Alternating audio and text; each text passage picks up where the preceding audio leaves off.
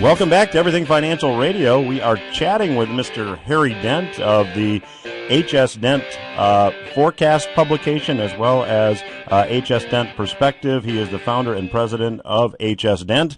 And Harry, we were talking prior to the break that the Republicans and Democrats and a lot of the politicians don't have a clue as to how these demographic patterns affect the economy. Let me just ask, in your view, is there any government stimulus program that could be effective? Yeah, there is. You know, I compare it to a Chapter 11 process in business. You know, a company gets in trouble, overexpands, has too much debt, markets slow down.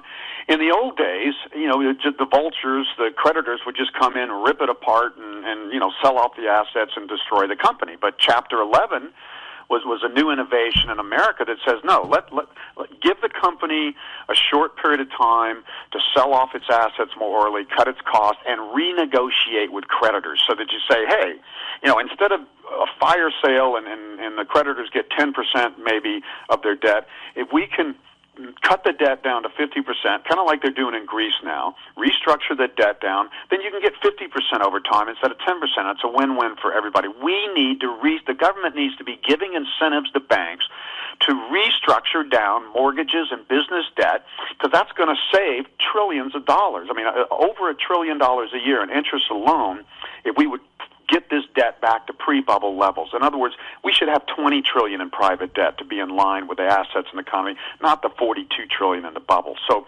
that's the best thing they could do, because demographics is going to slow no matter what you do. Older people don't spend more money, they spend less. They certainly don't buy houses, and they pay down debt. So this thing of the Fed trying to throw money in the economy and hoping people are going to borrow money and spend money is ludicrous. And the Republicans say, well, we'll cut taxes and businesses will expand. Businesses already have $2 trillion on their balance sheet, the lowest cost lending in history, and they're not expanding and spending money on capital equipment because they already overexpanded. They're too much in debt, and they don't see sustainable demand. All they see is stimulus programs that pump up the economy for about a year and then fall flat on their face, and that's all you're going to see in the future. So none of the solutions, stimulus nor cutting taxes, both of those things are only going to increase debt and deficits and get us in more trouble. We need to restructure the debt down. It's the only way to relieve businesses and consumers, to give them cash flow increases in a time when demographics says the trend's going in the other direction.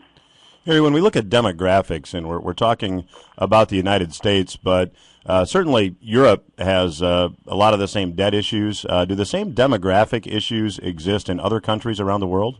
Yeah, it does. Across the developed world, which is still 65% of GDP and more than that of wealth in the world, the population, generations, the baby boom around the world is aging. It's the best. It's going sideways to up in Australia and a bit in New Zealand, and Canada and the United States are more sideways.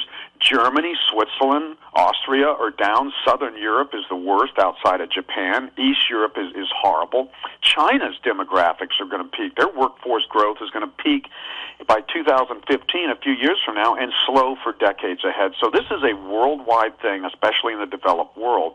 Japan was the first country to peak in their demographic trends and slow down. That's why they had their deflationary crisis and bubble burst before us. Now it's hitting Europe, North America, and East Asia, where all the wealth is in the world, and that's going to drag down the emerging world and China ultimately. So, no, this is a major trend, and it's no accident that the southern European countries have the worst economies right now, because they have the worst demographic trends going forward.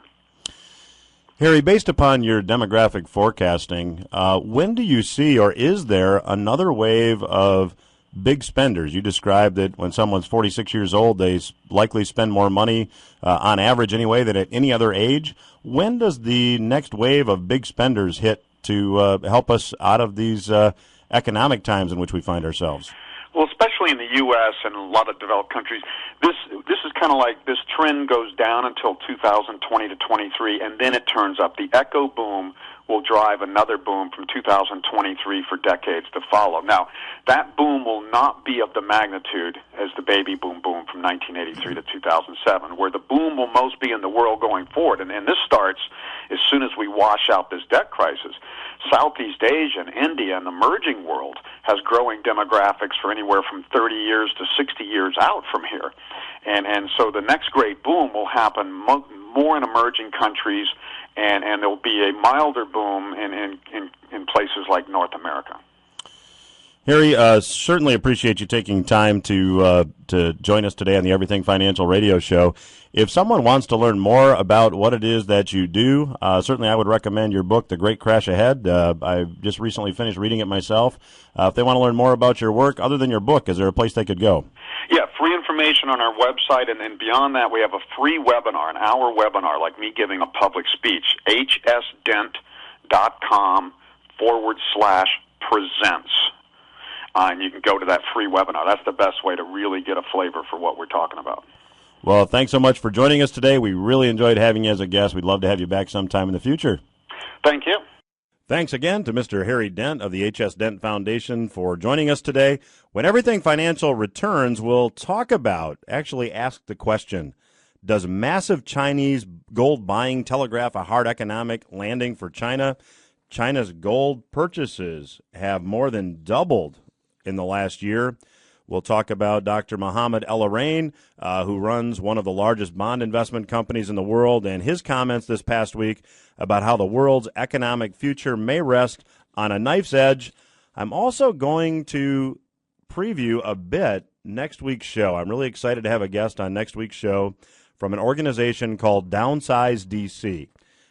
It is an independent organization who has a couple great ideas, one being they're suggesting that Congress people, senators and congressmen, sign an affidavit before they vote on a bill that affirms that they've actually read what they're voting on. Evidently, most Congress people, according to this organization, don't read the bills on which they're voting.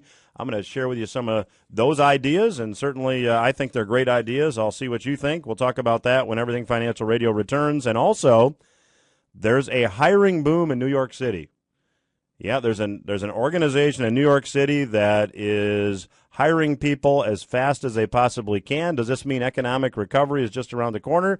We'll share with you what the organization is, and we'll share with you what they're doing. Quick reminder, if you've not yet requested your 2012 Market and Economic Outlook Home Study course, you could go to investingapproach.com and request that. When you do request it, the 2012 Market and Economic Outlook Home Study Kit will contain a Market and Economic Outlook report.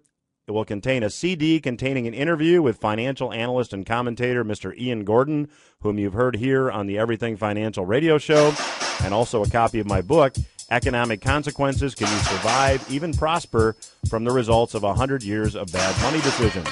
Go to investingapproach.com to request that, and stay with us. Everything Financial Radio will return after these words. Give me